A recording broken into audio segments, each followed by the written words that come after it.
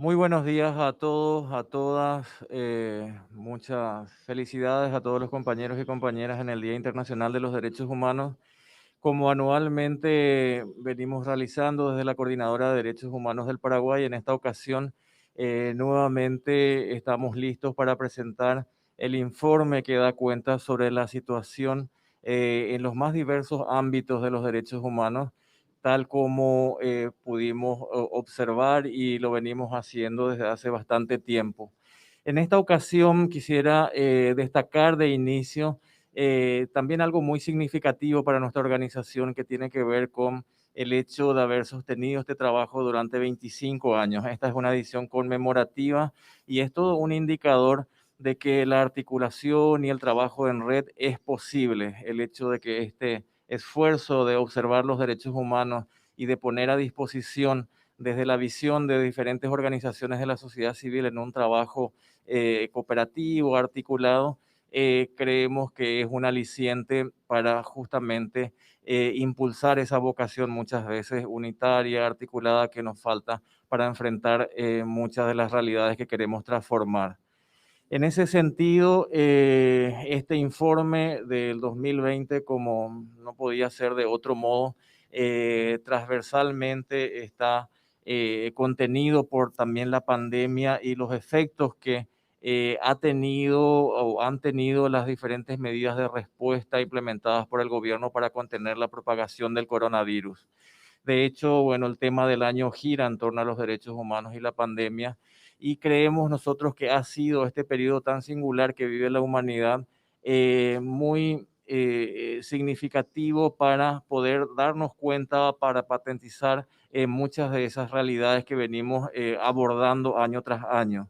En ese sentido, algo que ha quedado explícito tiene que ver con las carencias que nuestro sistema de salud pública tiene para garantizar una salud universal, gratuita y de calidad para todas las personas. Pero no solamente la pandemia nos ha mostrado que tenemos dificultades como país en materia de salud pública, nos ha también puesto ante los ojos la incapacidad estructural que tiene el Estado paraguayo para garantizar un conjunto amplio de derechos humanos, especialmente aquellos derechos asociados a derechos económicos y sociales que han sido puestos en discusión y que han supuesto también muchas de las crisis de derechos humanos que hemos vivido en este periodo, como por ejemplo relacionados al derecho a la alimentación y la imposibilidad de garantizar la satisfacción del mismo en amplios sectores de nuestro país. Y en esta pandemia también hay que decirlo, además de observar estos fenómenos que describimos como fenómenos estructurales que hacen al Estado paraguayo, se han repetido prácticas que en otros contextos y en otros ámbitos también venimos reportando y que tienen que ver, por ejemplo, con las diferentes formas de abuso de poder, de abuso policial, de detenciones arbitrarias e incluso de torturas que se han experimentado al momento de la intervención de los diferentes agentes estatales para hacer cumplir, por ejemplo, los protocolos que restringían la libre circulación o que impedían el paso de frontera en el Paraguay. Estos hechos han tenido una magnitud que han oscilado entre los malos tratos y han tenido extremos como la tortura en el caso de aquellos eventos tan lamentables de Ciudad del Este, donde también murió un agente de las Fuerzas Armadas en esa ocasión. Por otro lado, esta pandemia también, y eso está retratado en el tema del año y es un poco transversal a todo el informe de derechos humanos, nos ha mostrado cómo la corrupción, un fenómeno sobre el cual hemos trabajado en diferentes oportunidades observando sus alcances, nuevamente ha impactado en las posibilidades de que nuestro Estado tenga mejores condiciones para garantizar el derecho de todas las personas, y esto ha sido visible en el contexto de las licitaciones públicas encaradas por el Ministerio de Salud Pública, que ha sido incapaz de generar una compra transparente de insumos y equipos médicos absolutamente indispensables para enfrentar la coyuntura que hoy, por cierto, en este minuto está alcanzando nuevamente ribetes de alta preocupación en el país. Sumado a esto, en un contexto de desmovilización generalizada, producto del acatamiento de las medidas de aislamiento impuestas por esta difícil situación sanitaria en el país, creemos nosotros que el Estado ha incurrido nuevamente en formas que deberían ser superadas de aprovechamiento político de esas condiciones de desmovilización para, por ejemplo, adelantar iniciativas orientadas a la reforma del Estado sin ningún tipo de consulta o participación de sectores que, teniendo habitualmente las herramientas de movilización o reunión pública para exigir, reclamar y denunciar y exponer sus puntos de vista, no lo podían hacer en esta ocasión. Y en ese ámbito, justamente, también este informe recoge como una de las preocupaciones centrales la necesidad de que el Estado pueda articular y arbitrar medios que garanticen el derecho a la participación como un derecho clave que nos permite a todos y a todas tener una voz y una participación efectiva en torno a los grandes temas que hacen al país. Estos temas de manera más detallada, incluso mis compañeras y compañeros de mesa en las intervenciones posteriores van a retomar y abundar con algunos detalles. Por último, simplemente nuevamente rescatar de parte de la CODEDUPI el valor que ha tenido el trabajo cooperativo, colaborativo entre todas las organizaciones que forman nuestra red, a quienes envío en esta ocasión un especial saludo. Así es que sin más le doy la palabra a Hugo Valiente, quien estuvo a cargo de la dirección académica del informe anual para darnos una descripción general de su contenido antes de pasar a las compañeras. Muchas gracias. Buenos días, muchas gracias, Oscar. El informe que estamos presentando tiene un total de 38 artículos.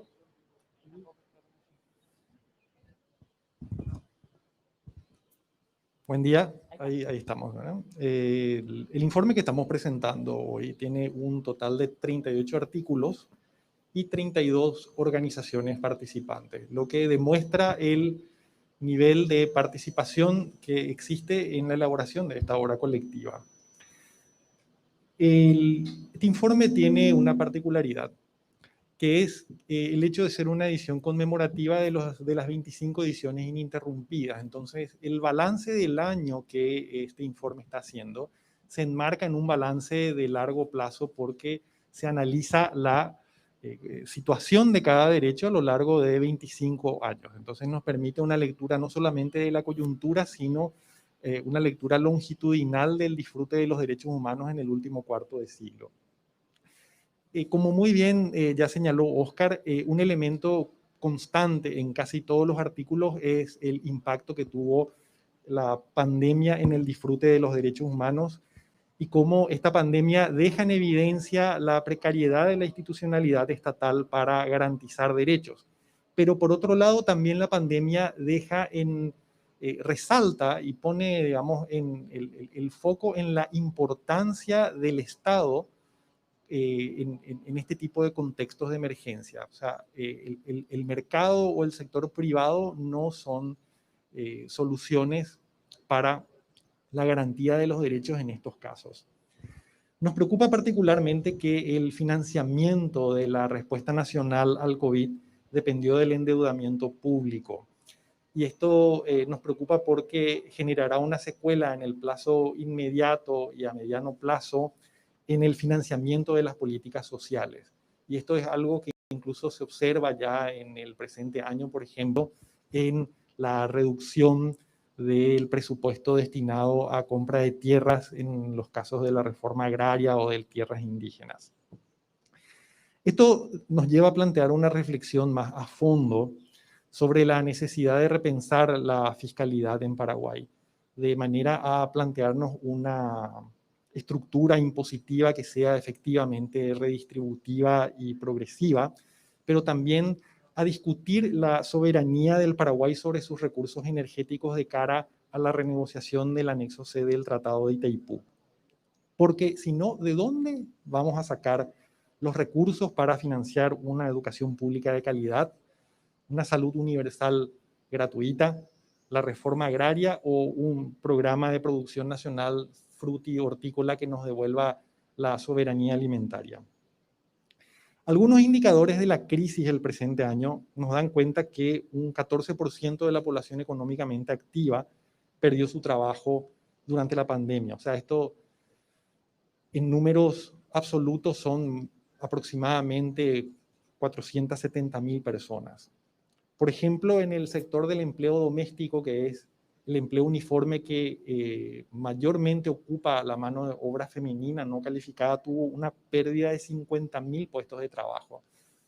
Estas 50.000 mujeres que perdieron su empleo en el sector doméstico no son personas que van a ir a encontrar trabajo en otro sector o en otro rubro en este momento, en este contexto. Son mujeres que están comiendo desde que perdieron su puesto de trabajo en ollas populares. El sistema de salud pública, precarizado, desfinanciado y con fuertes inequidades en el acceso, fue puesto a prueba por la concurrencia de dos epidemias que se sucedieron casi simultáneamente. Esta, situación dejó despriorizada la atención de algunas situaciones como las enfermedades crónicas no transmisibles, y nos preocupa en particular la desatención que están sufriendo los pacientes de cáncer. Preocupa asimismo el impulso que el gobierno está dando a un plan de reforma del sistema de salud que está orientada a ampliar la participación del sector privado como prestador de servicios, pero financiado con recursos públicos en desmedro de un sistema público, universal, financiado con recursos ordinarios del Estado sobre la base de impuestos redistributivos. En ese sentido, hay una recomendación muy fuerte de recomendar que el Estado garantice políticas que efectivamente aseguren el acceso universal a la salud a través de un sistema público y gratuito. En materia educativa, la educación quizás haya sido el aplazo más grave en esta coyuntura. La pandemia vino a destacar la crisis de un sistema educativo previa, debido al prebendarismo político y a la injerencia religiosa en la gestión educativa. Se constató la pérdida del año lectivo de un número aún indeterminado de alumnos, pero que podría ser equivalente al 25% de la matrícula. También es de suma preocupación que la tasa de analfabetismo está creciendo.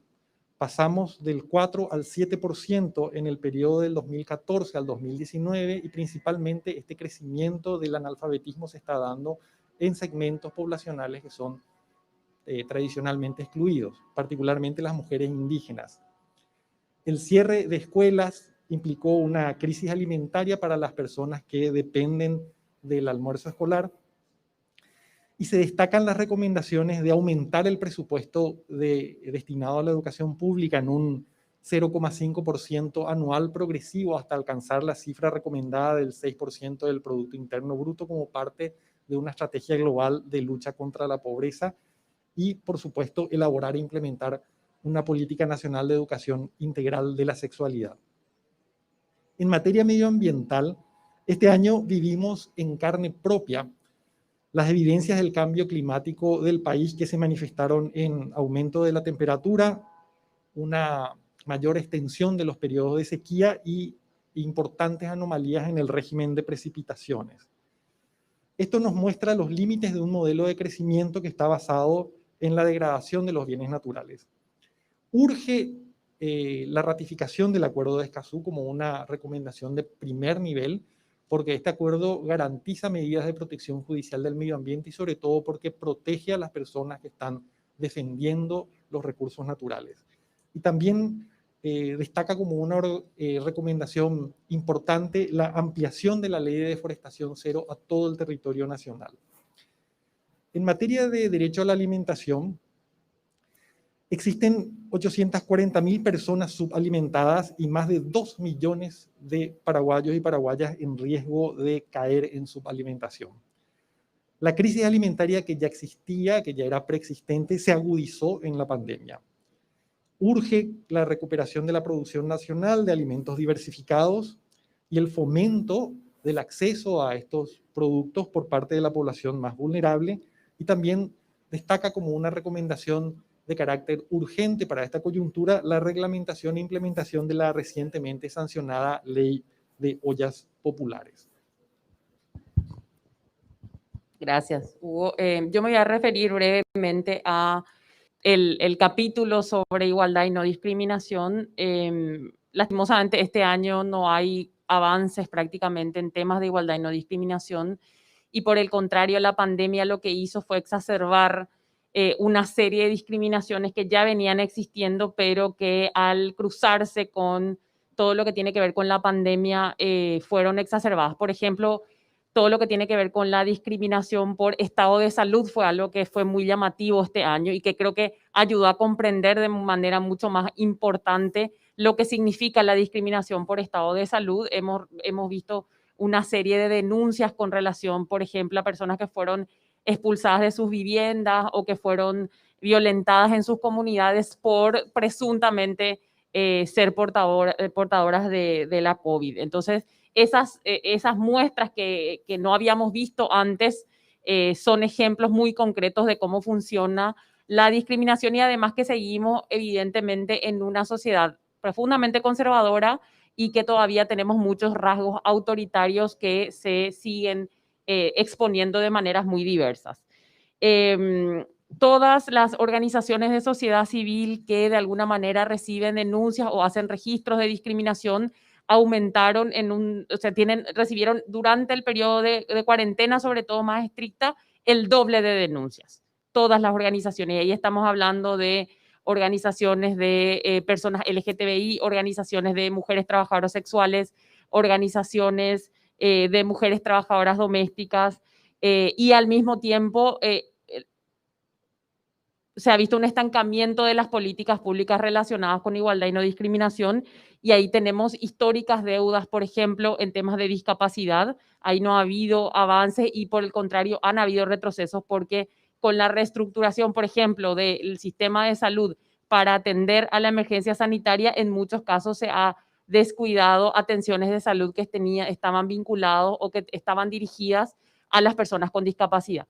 Y también hemos visto que varias de las deudas que tiene el Estado paraguayo con los pueblos indígenas tampoco han avanzado de manera importante en este año, y eso nos vuelve a mostrar que vivimos en una sociedad racista, porque creo que hay que decirlo claramente, porque además un problema tiene que ver con la invisibilidad del racismo propio que existe en Paraguay. Entonces es importante decir que este año hemos visto cómo ese racismo ha impactado de manera importante en la ausencia de respuestas claras y efectivas hacia, por ejemplo, pueblos indígenas. Y en este contexto, además, se ha notado también algo que viene y en el balance de los 25 años en temas de igualdad y no discriminación fue muy notorio, que tiene que ver con la ausencia de mecanismos integrales para dar respuestas a los problemas de discriminación.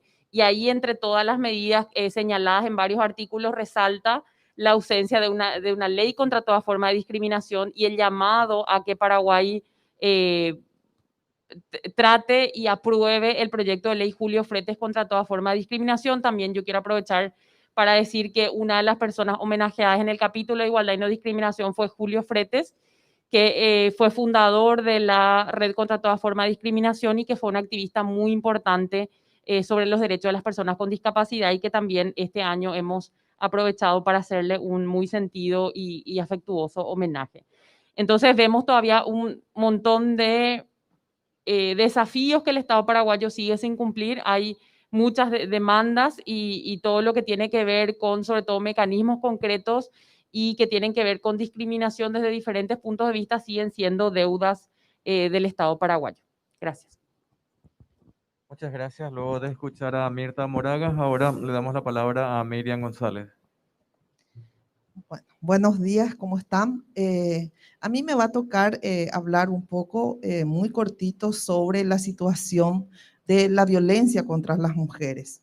Pero antes de eso, quiero señalar, enfatizar un poco más el valor del Informe de Derechos Humanos Paraguay, que tiene que ver, ya han dicho mis compañeros y compañeras, 25 años de informes continuos, pero en realidad el valor está en que hoy que tantos ataques recibimos las organizaciones defensoras de derechos humanos, tenemos los documentos, los diagnósticos año tras año de cómo se ha dado la situación y el cumplimiento de los derechos humanos y el cumplimiento del Estado sobre los mismos. Entonces, ese valor es un valor que tenemos que reconocer y también difundir.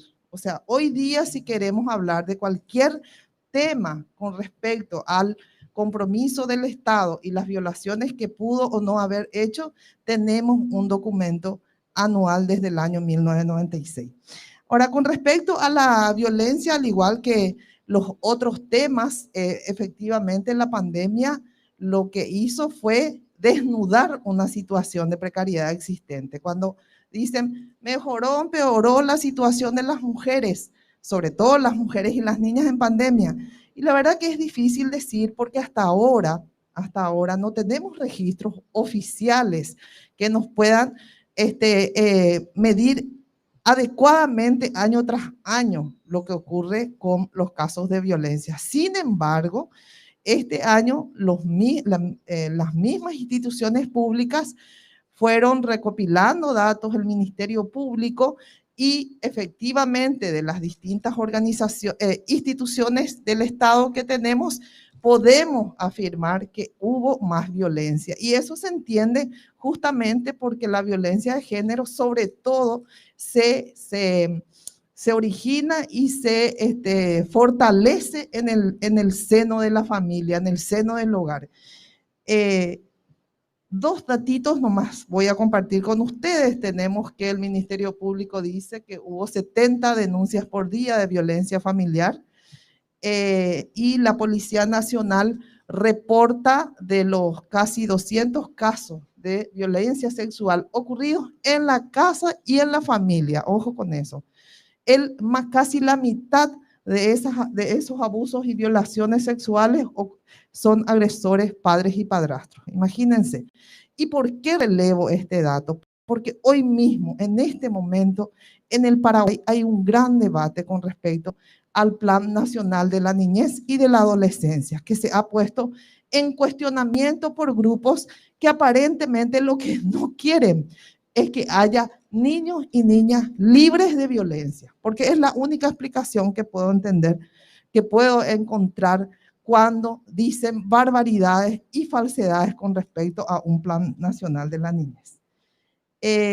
Para terminar, porque tenemos que ser breves, yo quería como redondear un poco la situación de lo que vinimos hablando en 3 puntos principales.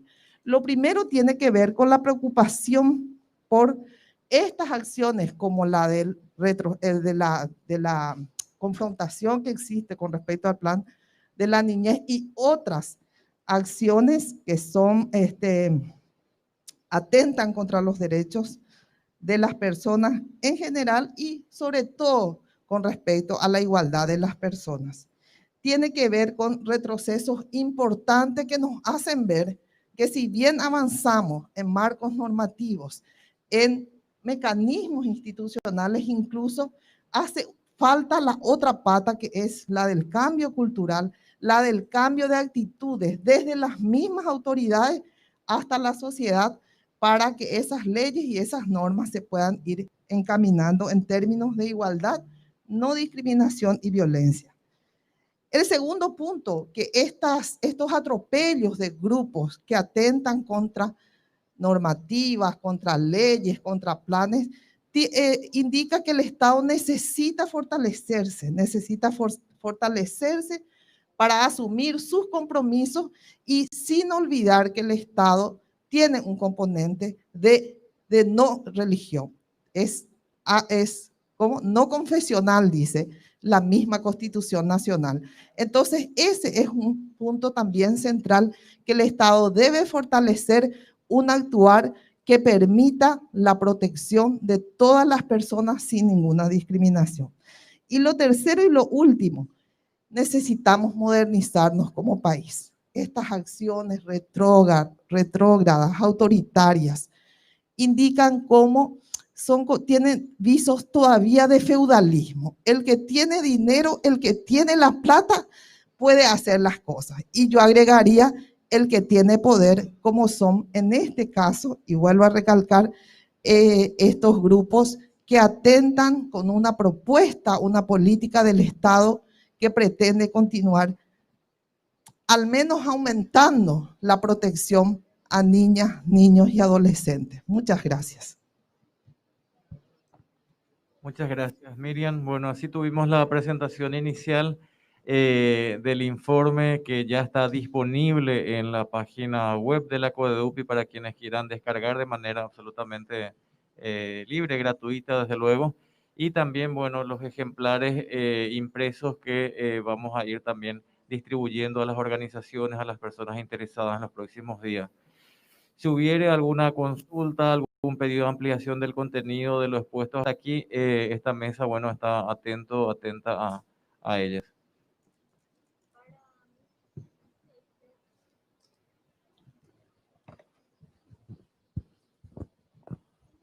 Perdón, para Michi, sí, la ley de contra toda forma de discriminación podría servir para responder a este tipo de discriminación que describiste, que no solamente afecta, digamos, a lo que tradicionalmente uno se imagina que es la gente que sufre discriminación en general, sino que ahora por una cuestión de enfermedad, que es algo que creo que acá no era muy usual de visibilizar al menos.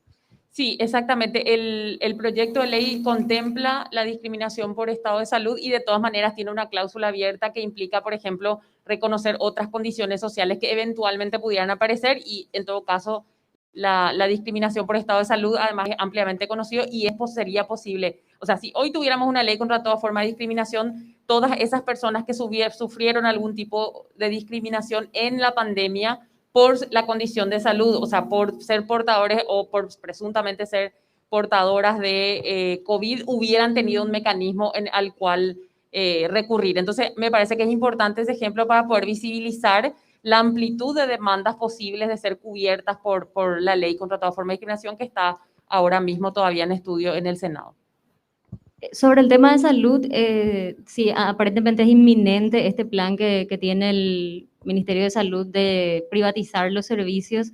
¿Cuál podría ser el rol de la ciudadanía y de sociedad civil también para ejercer algún tipo de freno ante esa intención? Y el rol de la ciudadanía tiene que ser fundamentalmente un rol de exigencia y de defensa de lo que se tiene, pero también de trabajo hacia la consolidación de un sistema de salud pública que garantice efectivamente el acceso universal y gratuito. Y una pregunta sobre el tema de violencia contra las mujeres. Digamos, hubo avances en las últimas décadas, en los últimos años, Miriam, ¿verdad? Hay una ley hoy que contempla el feminicidio, que creo que no es poca cosa, pero sin embargo todavía está como vacía en términos de presupuesto, de voluntad política. ¿Qué es lo que se puede hacer para mejorar la situación en ese sentido? Sí, justamente en el balance de los 25 años, en el capítulo de violencia, vemos los grandes avances normativos que hay con respecto a la protección contra la violencia hacia mujeres y niñas. La ley Hembupama, yo siempre digo, tenemos leyes. La cuestión es que se pueda cumplir. Y para cumplir se necesitan tres, según opino, ¿no? Tres criterios fundamentales o tres factores centrales. Uno es la cuestión de la voluntad política del Estado y de las autoridades. Ahí tenemos hoy todavía importantes trabas, sobre todo por esta cultura patriarcal machista que rige en los juzgados de paz, en las comisarías, incluso en representantes ministeriales, hay que decirlo. Lo segundo tiene que ver con presupuestos. O sea, podemos tener interesantes normativas para establecer Sistema Nacional de Protección, aumentar la cantidad de servicios, llegar a todos los rincones del Paraguay. Uno de los grandes problemas que tiene la protección contra la violencia es que los pocos servicios que existen están alojados en la capital y en alguna que otra capital departamental. Y lo tercero, el desafío tiene que ver con un cambio en el pensamiento, un cambio en los modos tradicionales de ver a las mujeres y a las niñas. Esto significa ir cambiando los patrones culturales que tenemos en el Paraguay con respecto a este sistema que llamamos patriarcal y machista, que no quiere decir otra cosa que la predominancia de la valoración masculina y la subordinación femenina. Para Oscar, este 2020 viene sucediendo cosas muy graves en materia de derechos humanos y particularmente en cuanto a la presencia campesina, indígena, que salen a las calles a exigir el cumplimiento de sus derechos, digamos, y que desde el Estado o desde el gobierno últimamente se ha enfatizado este tema de que no salgan a las calles y que se criminalice, digamos, sus luchas. ¿Cuál es la valoración en ese sentido, Oscar, que se hace en este informe 2020 en cuanto a esos derechos, que la protesta es un derecho humano igualmente, y la exigibilidad, digamos, de los derechos de cada uno de nosotros, y que el Estado está obligado a responder a aquello, ¿no? Sí, cómo no. No, y efectivamente, si uno empieza a mirar y hacer ese balance de los 25 años, que es el propósito también de este informe que presentamos hoy, uno puede ver una suerte de dualidad, en donde por un lado tenés un desarrollo en el plano formal de nuevas leyes, de instituciones, incluso acordes con el régimen democrático, con las necesidades de respeto, garantía y satisfacción de derechos humanos, que ha sido sin duda ninguna muy significativo.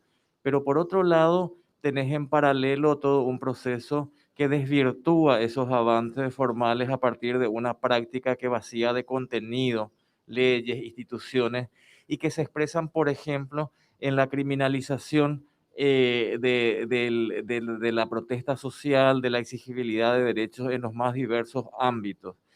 Instituciones muy caras, digamos, para la protección de los derechos humanos, como las acciones de amparo, han sido utilizados recurrentemente este año para frenar protestas de personas que se oponen a procesos de fumigación masiva que afectan la salud de sus comunidades, o para impedir justamente movilizaciones como las señaladas aquí, que terminan teniendo como una secuencia posterior procesos penales absolutamente desvirtuados, donde sus protagonistas son criminalizados y víctimas de la desprotección en ese campo.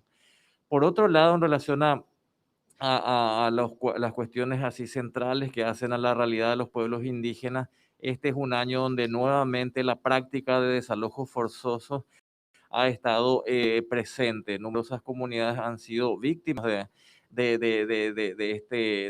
este fenómeno instalado y recurrente al cual apelan el Estado, y no solamente el Estado. Hay evidencias y hay reportes que aparecen en este trabajo de que muchos de esos desalojos son llevados adelante directamente por civiles armados y con algún tipo de aquiescencia estatal también.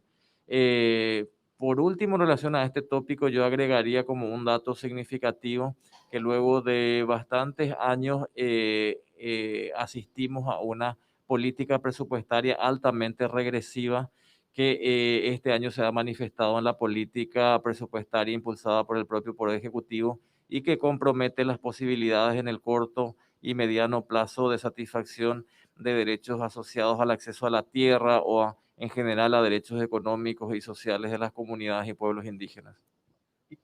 Otra consulta en el tema del abuso de la fuerza de seguridad, ya sea la fiscalía, la policía, en cuanto a allanamientos. Recuerdo el caso de ese grupo de jóvenes en Ciudad del Este, por ejemplo, donde hubo una violación. Y este tema de la tortura, digamos, algo similar con la Fuerza Tarea Conjunta en su actuación en el norte del país. En ese sentido también la valoración que se hace desde la CODEUPI en el marco justamente de estos 25 años, no sé si hubo... ¿ya? Con respecto a la tortura, hay cuestiones casi estructurales y que quedan muy evidenciadas al hacer el balance de los 25 años, que, digamos, hacen todos los artículos ese balance y muestran en qué avanzamos, en qué nos estancamos, en qué retrocedimos. Y en el caso de la tortura hay un elemento que es central y que se discute a lo largo de estos 25 años en todos los informes, que tiene que ver con la impunidad. En Paraguay no se castigan los abusos cometidos por las fuerzas policiales, y digamos, esta falta de investigación y de sanción opera casi como una situación de aliento oficial a la práctica, y no existe prácticamente, digamos, con una situación así, visos de poder frenar o detener o desalentar las prácticas abusivas policiales en los allanamientos, en los procedimientos, y ya ni hablemos de situaciones donde hay como una cobertura política mucho más destacada, como es el caso de las fuerzas de tarea conjunta en los operativos que se desarrollan en la zona norte del país. La cifra de condenas que obtuvo la Fiscalía en contra de policías por abusos, por torturas, por irregularidades en los procedimientos de detención en contra de personas es mínima en relación a la cantidad de denuncias ingresadas. O sea, estamos hablando de que desde el 2011 tenemos casi 2.000 denuncias de tortura, de lesión corporal en el ejercicio de funciones públicas, y sobre esa cantidad de casi 2.000 denuncias ingresadas tenemos apenas 7 condenas. Entonces,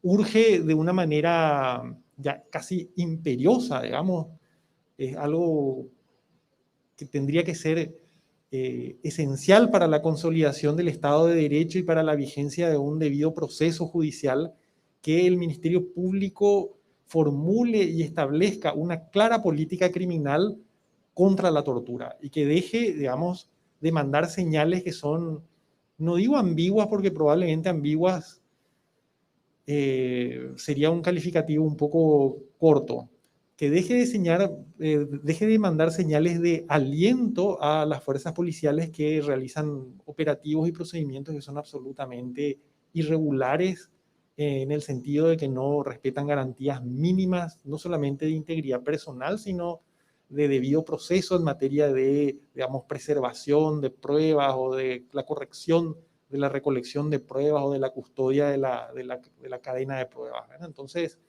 hay una necesidad urgente de exigir, de demandar que la Fiscalía, que el Ministerio Público establezca una política criminal seria que garantice investigaciones exhaustivas, imparciales y que sean eficaces, ¿verdad? Que lleguen a sanciones. O sea, se necesita que comisarios que están metidos en cadenas o en redes de corrupción institucional, que plantan pruebas, que tienen relaciones o pactos de colusión con organizaciones criminales y que realizan, digamos, actos de tortura en los procesos de aprehensión o en la investigación policial, sean enjuiciados, sean sancionados y sean expulsados de la fuerza pública.